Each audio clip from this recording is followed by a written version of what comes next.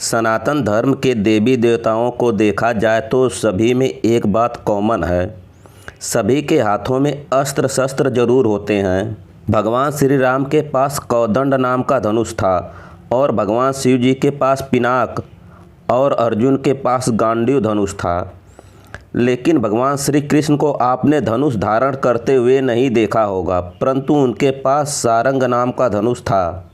लेकिन भगवान श्री कृष्ण एक अच्छे राजनीतिज्ञ और मार्गदर्शक के साथ साथ सलाहकार भी थे और धनुर्विद्या में बहुत कुशल भी थे। यह बात तब पता चली जब उन्होंने लक्ष्मणा को प्राप्त करने के लिए स्वयंवर की धनुष प्रतियोगिता में भाग लिया था। इस प्रतियोगिता में कर्ण, अर्जुन और अन्य कई सर्वश्रेष्ठ धनुर्धरों ने भाग लिया था। द्रौपदी स्वयंवर से कहीं अधिक कठिन थी। लक्ष्मणा के स्वयंवर की प्रतियोगिता भगवान श्री कृष्ण ने सभी धनुर्धरों को पछाड़कर लक्ष्मणा से विवाह किया था।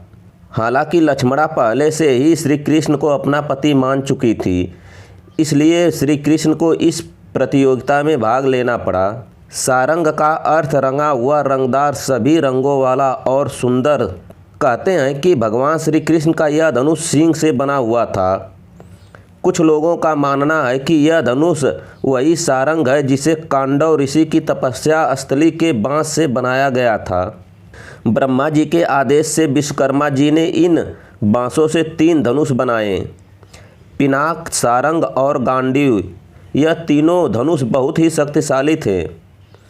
यह भी कहा जाता है कि वृत्तासुर नाम का एक दैत्य था जिसका आतंक संपूर्ण पृथ्वी पर था। उसके आतंक का सामना करने के लिए सभी देवताओं ने दधीचि ऋषि से अपनी हड्डियों का दान करने के आग्रह किया था। उनकी हड्डियों से 3 धनुष बनाए, गांडीव, पिनाक और सारंग। इसके अलावा उनकी छाती की हड्डियों से इंद्र का वज्र बनाया गया। इसी सभी दिव्यास्त्रों को लेकर देवताओं ने वृत्तासुर के साथ युद्ध किया और उसका वध कर दिया। एक कथा के अनुसार भगवान कृष्ण और राक्षस सल के बीच एक भयंकर युद्ध हुआ। सारंग धनुष उस समय प्रकट हुआ था। सल्व ने श्री कृष्ण के बाएं हाथ पर हमला किया, जिससे श्री कृष्ण के हाथ से सारंग छूट गया। बाद में भगवान श्री कृष्ण ने सुदर्शन चक्र सल्व के सिर को धड़ से अलग कर दिया। कुछ लोग कहते हैं कि भगवान विश्वकर्मा ने 3 धनुष बनाए, पहला पिनाक, दूसरा गांडी और तीसरा सारंग। ब्रह्मा ने विष्णु जी और शिव जी के बीच झगड़ा पैदा कर दिया कि तुम दोनों में बेहतर तीर अंदाज कौन है। फिर दोनों में भयंकर युद्ध हुआ। शिव जी के पास पिनाक और भगवान विष्णु के पास सारंग था। अंत में ब्रह्मा जी ने दोनों के क्रोध को शांत किया। तब भगवान शिव जी ने क्रोधित होकर पिनाक देवराज को सौंप दिया। देवराज से यह धनुष राजा जनक के पास चला गया। इसी तरह भगवान विष्णु ने भी क्रोधित होकर अपना धनुष ऋषि रीचक को सौंप दिया। सारंग धनुष सबसे पहले भगवान विष्णु के पास था। भगवान विष्णु ने इसे ऋषि रीचक को दे दिया था। ऋषि रीचक ने अपने पौत्र परशुराम को दिया और परशुराम जी ने श्री राम को दिया।